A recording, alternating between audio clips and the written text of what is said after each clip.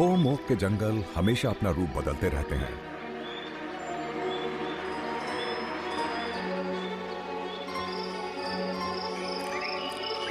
यूं तो ये अलग थलग होते हैं, लेकिन लगातार कायम रहने वाले और सुरक्षित भी। घास की वजह से समंदर के किनारे खड़ी चट्टानें बन जाती हैं। ये जंगल पहाड़ों या ऊबड़ खाबड़ सूखे इलाकों को ढक लेते हैं। ओक या बलूत के ये जंगल एक दूसरे से काफी अलग होते हैं।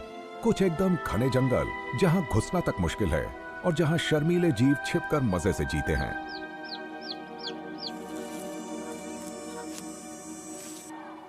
जबकि कुछ होते हैं खुले खुले जंगल जहां बड़े पत्तों वाले शानदार पेड़ होते हैं और इनकी शाखाएं आसमान से हाथ मिलाती हैं।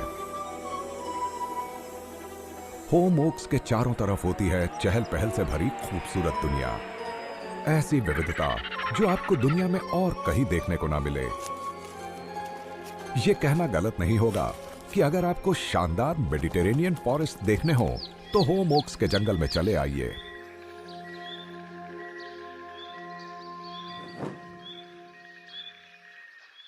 मेडिटेरेनियन इकोसिस्टम्स दुनिया के कई हिस्सों में पाए जाते हैं जो एक दूसरे से बहुत अलग होते हैं, जैसे दक्षिण अफ्रीका, कैलिफोर्निया और ऑस्ट्रेलिया।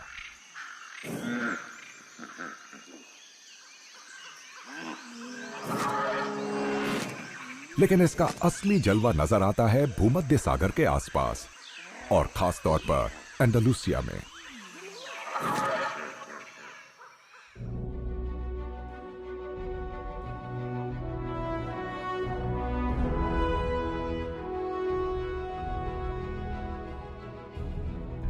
एंडालुसिया के अंदरूनी इलाकों में सबसे ज्यादा अनछुए और बेहतरीन होम ओक फॉरेस्ट मौजूद हैं।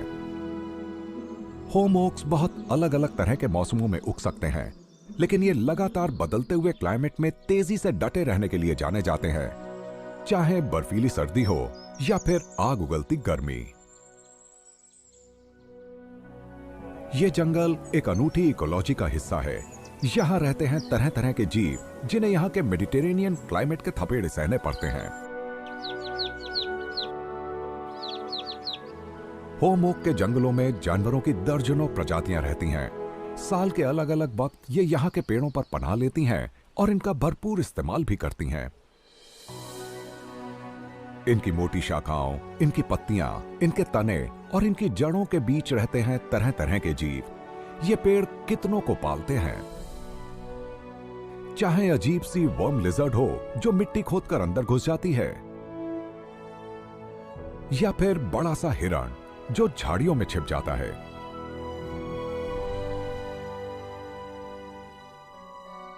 इन पेड़ों की छाया में उगती हैं तरह तरह की झाड़ियां जो इस जंगल को समृद्ध भी बनाती हैं और जिनकी छाया में पलता है ढेर सारा जीवन।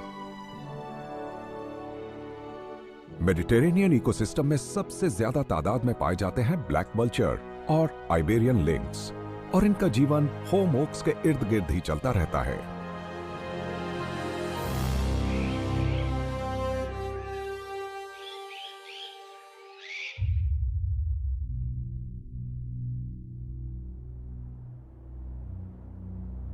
सर्दी का मौसम है, कोहरा छाया है और होम ओक का जंगल कोहरे में छिपी अपनी छाया जैसा नजर आ रहा है।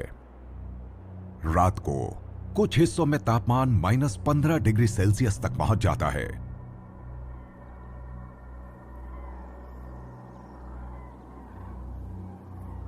लेकिन होम ओक्स डटे रहते हैं।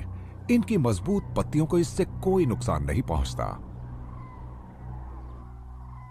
और जब धीरे धीरे सूरज अपनी गर्मी बिखेरना शुरू करता है तो जंगल जैसे अचानक नींद से जाग उठता है। ये सारस उत्तर से 3000 किलोमीटर का सफर तय करके यहां सर्दियां बिताने आए हैं, उत्तर की बर्फीली सर्दियों से दूर। सुबह इनकी बड़ी बड़ी टोलियां जमा हो जाती हैं और फिर निकल जाती हैं घास के मैदानों की तरफ। ये मैदान असल में मिले जुले जंगल होते हैं जहां पेड़ भी हैं, घास भी और फसलें भी हैं। स्पेन का विशाल आधा दक्षिणी हिस्सा इसी तरह के जंगलों से ढका है। और यहाँ सदाबहार होम ओक की भरमार है। इतनी सुबह सुबह सारस के यहां आने की वजह सीधी सादी सी है। ये अक्टूबर के आखिर में यहां आते हैं और तब से ही बलूत के फल की तलाश में रहते हैं ताकि लंबे सफर के बाद थोड़ी ताकत जमा की जा सके। तकरीबन 6 महीनों तक ये इन घास के मैदानों में ही रहेंगे। सर्दियों के शुरुआती कुछ महीनों तक ये बस बलूत के फल ही खाते हैं। और ऐसा करने वाले ये अकेले नहीं हैं। हजारों की तादाद में जंगली कबूतर भी इन्हीं मैदानों में चुगने आते हैं।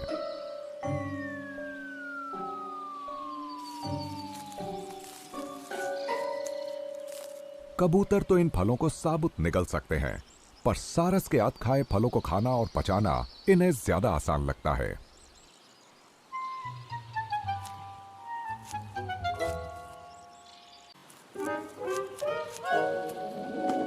ये उन्हें निगल नहीं सकते, बल्कि इन्हें फलों के बाहरी कवच को तोड़कर अंदर के मीठे पोषक फल तक पहुंचना पड़ता है।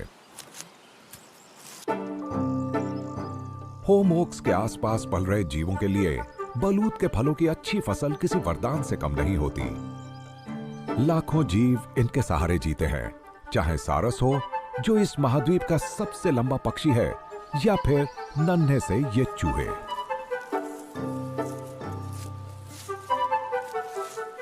एक हेक्टेयर ओक के जंगल में करीब 800 किलो फल पैदा होते हैं, चाहे स्थानीय जीव हो या फिर बाहर से आए हुए, सभी इनकी जोरदार दावत उड़ाते हैं। वसंत का मौसम आते ही सारस फिर उत्तर की ओर यात्रा की तैयारी करने लगते हैं। पर अभी तो वो इन मैदानों में ही टिके हैं और उन्हें उछल कूद, चीख पुकार और नोक झोंक की आवाजें सुनाई पड़ती हैं, जो मिलन के मौसम का ऐलान है।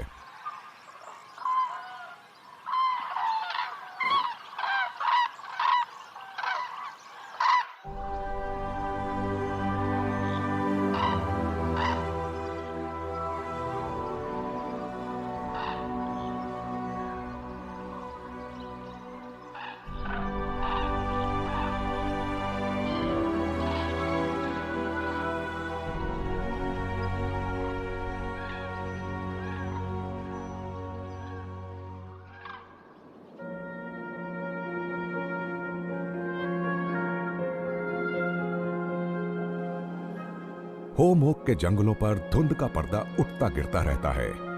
यहां गूंज रही हैं सारस की आवाजें, और उनके बीच दुनिया की सबसे डरावनी बिल्ली आइबेरियन लिंक्स की दहाड़ एक दहशत पैदा करती है।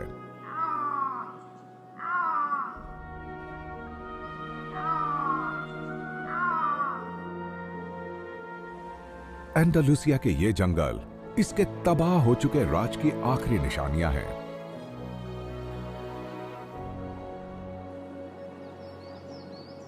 सर्दियां अब खत्म हो रही हैं और ये इनके मिलन का मौसम है। अगर ये अभी मिलन करते हैं तो इनके बच्चे आधा वसंत बीतने पर पैदा होंगे।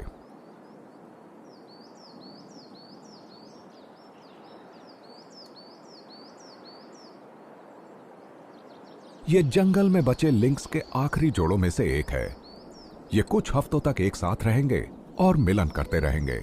इसके बाद नर और मादा अपने अपने रास्ते निकल जाएंगे।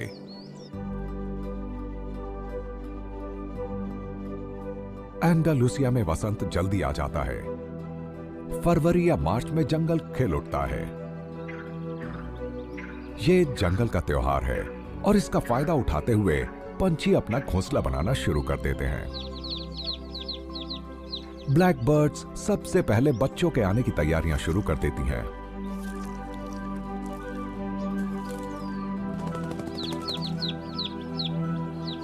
मार्च के आखिर तक तो इनके कुछ चूजे खासे बड़े भी हो जाते हैं।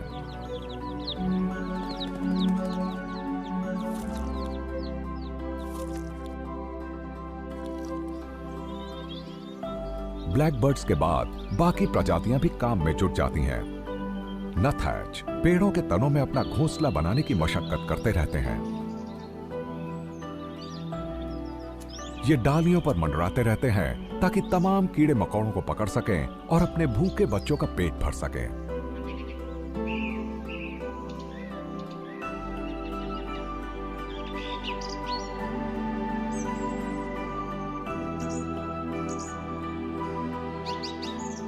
शिकार के लिए की गई इनकी मेहनत से ओक के इन पेड़ों को कई परजीवियों से छुटकारा मिल जाता है।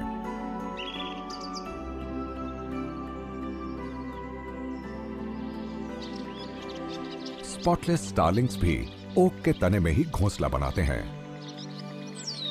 ऐसे कुछ पेड़ 1000 साल पुराने हैं।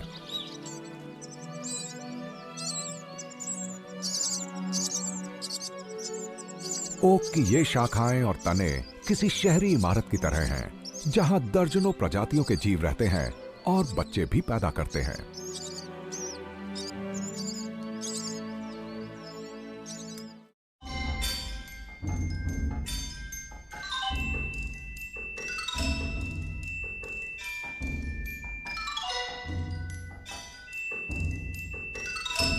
लिंक्स ने खुद को मेडिटेरेनियन के मौसम और इलाके के मुताबिक अच्छी तरह ढाल लिया है। घने जंगल हो या फिर पहाड़ों की तलहटी पर अलग थलग फैले विशाल मैदान। एंडलुसिया के ये होम ओक के जंगल भूमध्य सागर के बेसिन के सबसे विशाल और घने जंगल हैं, और इनकी वजह से लिंक्स आज जिंदा बच पाए हैं और यहाँ वो अपनी पसंदीदा खुराक का शिकार करते हैं, खरगोश।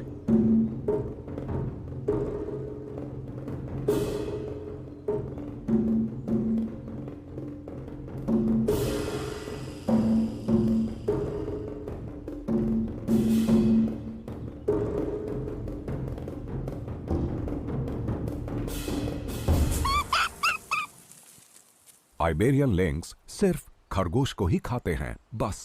ये इकलौते ऐसे मांसाहारी स्तनधारी जीव हैं जो सिर्फ और सिर्फ खरगोश का शिकार करने में माहिर हैं। ये उन्हीं जगहों पर रह पाते हैं जहां खरगोश बड़ी तादाद में मौजूद हो, क्योंकि इनकी 80 से 90% खुराक खरगोशों से ही आती है।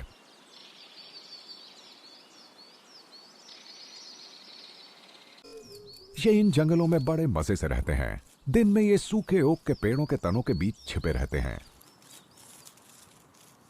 शाम घिरते ही ये कीड़ों और नन्हे वर्टिब्रेट्स की तलाश में निकल पड़ते हैं, जिसमें सांप भी शामिल हैं।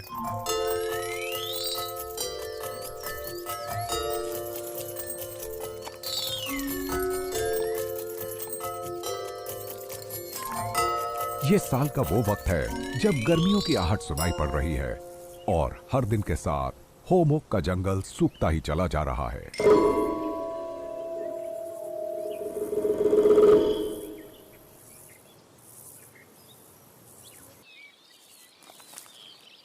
ब्लैक वल्चर के चूजों की तरह लिंक्स के शावक भी अब 2 महीने के हैं और अभी भी पूरी तरह अपनी मां पर निर्भर हैं। ये वक्त है जंगल में रहने के लिए चुस्त दुरुस्त, फुर्तीला और चौकन्ना बनने का। ये खेल इनमें शिकार का शौक पैदा करता है। इतने नन्हे से होते हुए भी ये अपनी मां के साथ शिकार करने निकलते हैं। कमाल की बात यह है कि मैगपाइज भी शिकार में उतने ही माहिर हैं जितनी कि विशाल बिल्लियां। गर्मी बढ़ती चली जा रही है। ऐसे में सुबह और शाम को मैगपाइज की टोली खाने की तलाश में निकलती है और ये बड़ी तादाद में कीड़ों को पकड़ती हैं।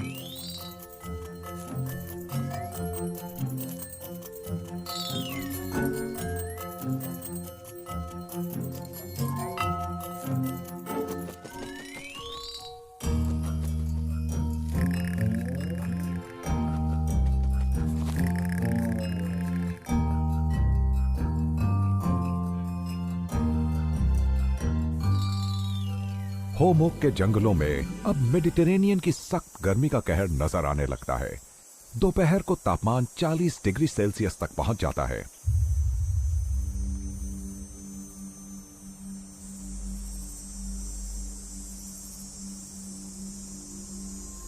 गिद्ध का ये चूजा ना तो भाग सकता है और ना ही छिप सकता है।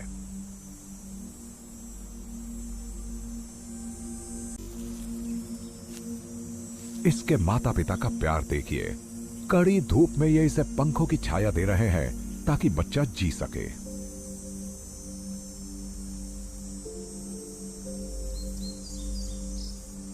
पर कभी कभी माता पिता भी गिद्ध के बच्चों की जिंदगी बचा नहीं पाते।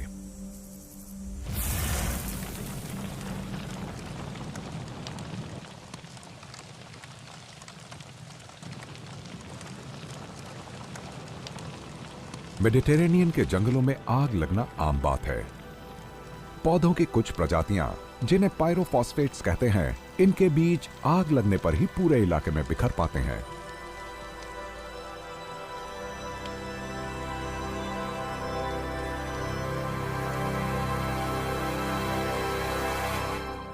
जब आग लगती है तो ब्लैक वल्चर के बच्चे अपने घोंसलों में बेबस पड़े रह जाते हैं। ओक के इस पुराने जंगल के दूसरे सिरे पर कहीं बहुत दूर ये माता पिता बेखबर हैं। उन्हें बच्चों पर मंडराते खतरे की भनक तक नहीं लग पाती है। वो तो बस खाना जमा करने में लगे हैं, और जिंदा रहने के लिए गोश्त जमा करना आसान काम नहीं है। यहां खाने की कमी है और इसलिए छीना झपटी होना आम बात है।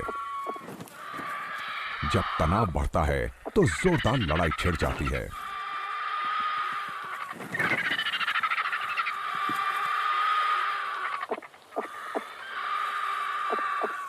अपने विशाल आकार और ताकत की वजह से ब्लैक वल्चर्स दूसरे मुर्दाखोर जीवों पर अपना दबदबा कायम रख पाते हैं।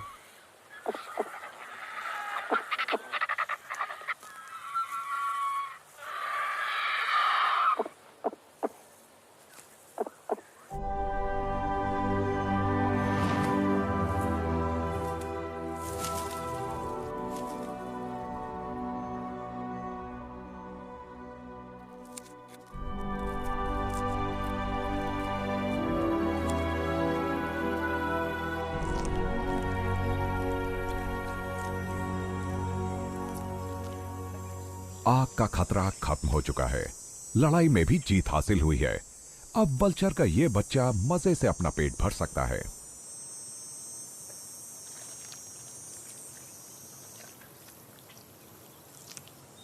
कुछ ही हफ्तों में ये होम ओक के इन जंगलों पर उड़ने लगेगा जहां ये पैदा हुआ था। शाखाओं पर मौजूद इसके घोंसले के नीचे बलूत के फल उग गए हैं। जंगल की जमीन पर खाने की भरमार है।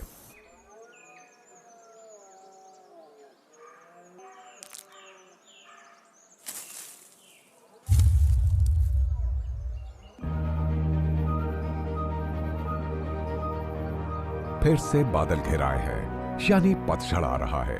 ओक के इन जंगलों में एक नई आवाज गूंज रही है।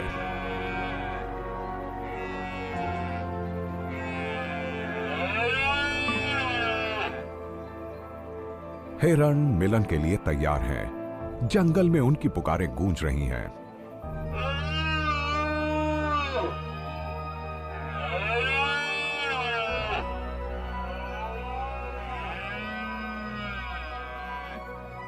नर अपने हरम में जमा हो जाते हैं। ये चुनौती देने वालों से जोरदार लड़ाइयां करते हैं और अपने हरम की हिफाजत करते हैं।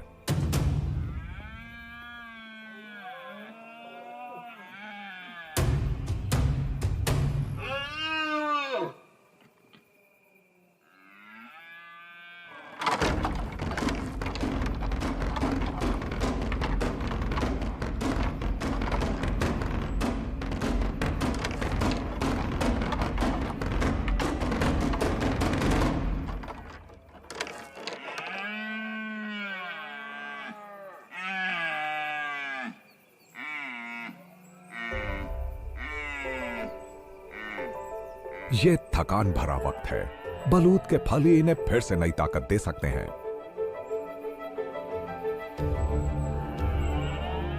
हिरणों को इतने फल चाहिए तो वो अपने सींगों से शाखाओं को टक्कर मारकर फल गिरा लेते हैं।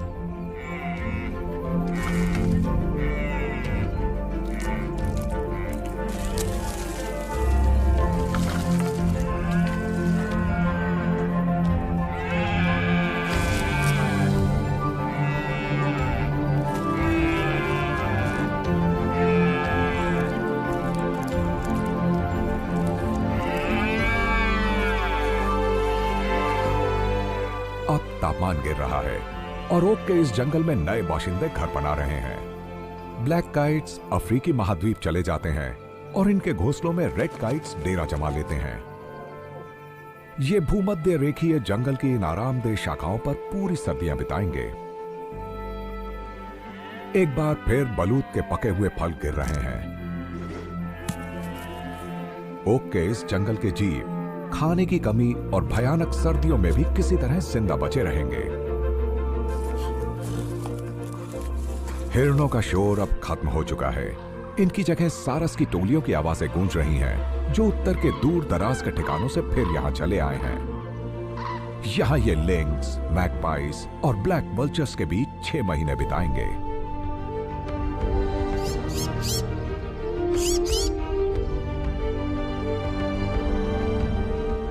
धरती के सबसे विविध और हरे भरे जंगल, और इन जंगलों की जान है ये जीव।